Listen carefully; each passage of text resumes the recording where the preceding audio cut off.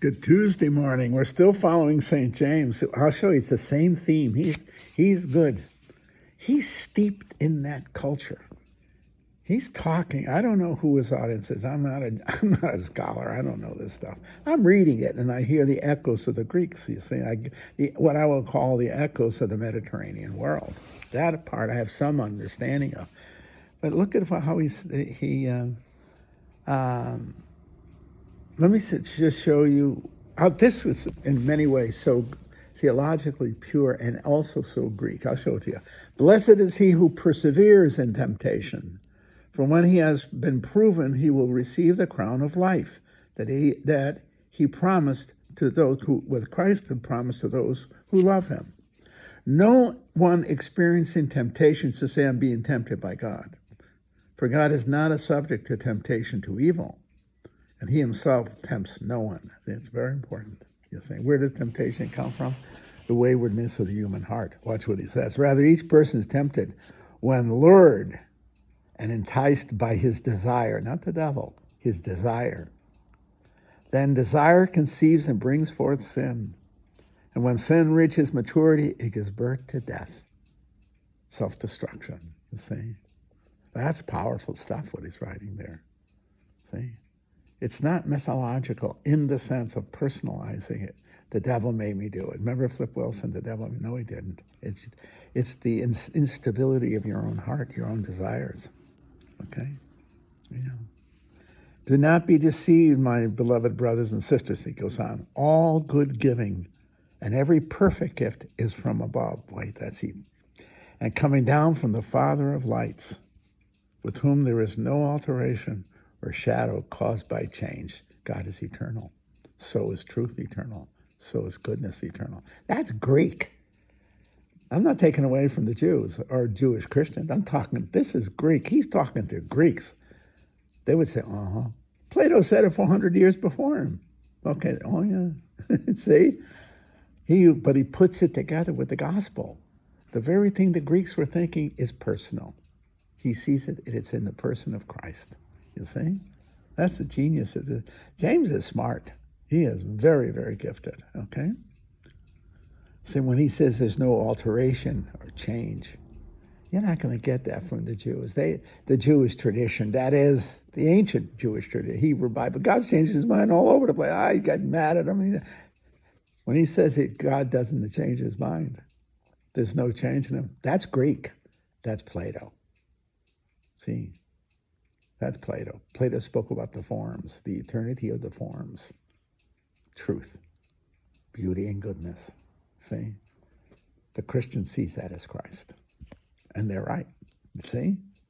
But the reflection is drawn from the Mediterranean experience, and that's the Greeks. A Jew would not have, at that time, would not have said it this way. He's speaking to Greeks. He's talking Turkey to them. He's talking right to them. They're getting it. They can't miss what he's saying. See? He willed to give us birth by the word of truth, that we may be a kind of first fruits of his creatures. Boy, see, great line, by the word of truth. See? The word of truth. That again, I'm telling you, is Greek. It's ultimately Greek. But yet, the word of truth is Christ, you see. The word of God, St. John, the word of God, you see. That's neat, isn't it? Anyway, you're in these texts with James, you're seeing the evolution of Christian thought in concert with and in conversation with the world that we're in, the Greek world, the Greco-Roman world.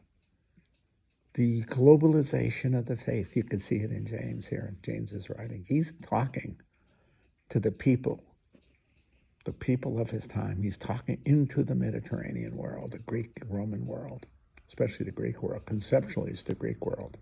Yeah. You know, I think we're in the second great era of the church, of Christianity. I said that before. I know I beat the thing to death, but I think we are. Because once again, we are radically globalizing. We are no longer a Eurocentric Christian world, Eurocentric America, North American Christian world. America is a footnote to Europe. We are a European culture transplanted here, okay? But now we're getting to Far East. And we're looking, the church and the Christian world looks east now. It's looking east to the Asian community. And that is going to be the second great Pentecostal moment when I think the global community will come together in worship. I think we are in the second greatest period since the Romans, since the church became Romanized, globalized and Romanized. Now it's going to be globalized completely. It's going to be, I told my kids that in class the other day. You know, they're 18, 19. I say, you got another 80 years, probably live to 100, given our medical developments. These kids are going to live to be 100 years old, okay, or roughly. You're going to see these things happen. I said, you're going to see the retransformation of the Christian world into a global world. It's already occurring, but they'll see it flower. Your next pope is going to be either an African or an Asian. He's not going to be a European again. He will never be an American, okay? You're going to see it. It's going to be Asian. If I were betting money, I would say Asian. But if I wanted to cover my bet, I would say African, but I would never bet European or American. If it's European, it could be something like Russian. It's not going to be the mainstream. It's going to be something that's provocative of the globalization of the church. That's what I think. Could be wrong. But if I'm wrong this time, I won't be wrong later. It's going to happen. And this is a great era. Can you imagine the discomfort of the early Jewish Christians when they saw its Romanization? Because they saw it was culturally transformative. Wow, what are you guys doing here? You see? That's what you got. You say, wait a minute, what's going on? It's the adventure of grace. It's the adventure of grace. The two great moments of the church's evolution when it became Roman. First of all, the Christ moment, of course, but I mean in its evolution as a cultural phenomenon is the Romanization of the church, and now it's globalization. It's been globalizing for a hell of a long time, okay? Excuse my vulgarity, for a long time. But now it will become massively so.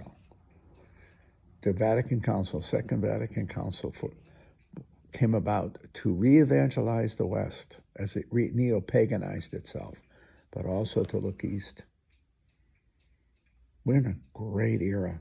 I told the kids, my kids in college, I wish I was their age, because I would love to see, be part of what's going to happen. And in a way I am, because I'm preparing those kids. I'm teaching 18, 19. They'll be the leaders. They're going to be the people who are going to lead the faith and lead the culture, professionally and personally. To me, it's a great privilege. I have my finger on tomorrow by having my finger on them, meaning I'm looking at them and I'm looking into the eyes of tomorrow. And it's so hopeful. It's so beautiful. The kids are beautiful.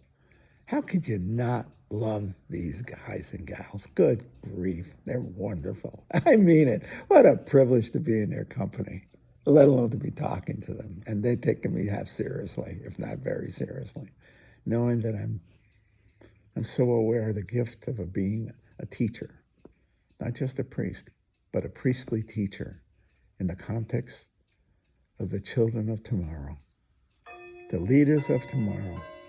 That's what a university is. We are preparing the leaders of tomorrow. And I look at them right in the face and I think, my Lord, what a future we have ahead. I do. Do not let anybody discourage you. Tomorrow is yours. Tomorrow is yours. Isn't that neat? Huh? When I think of where we came in the last 60 years, who would have believed it, okay? Can you imagine now what they're going to do? Holy cow.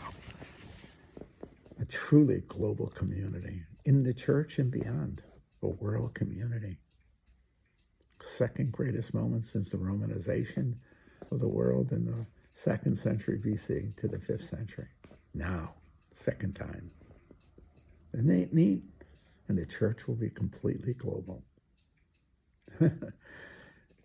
Just a thought.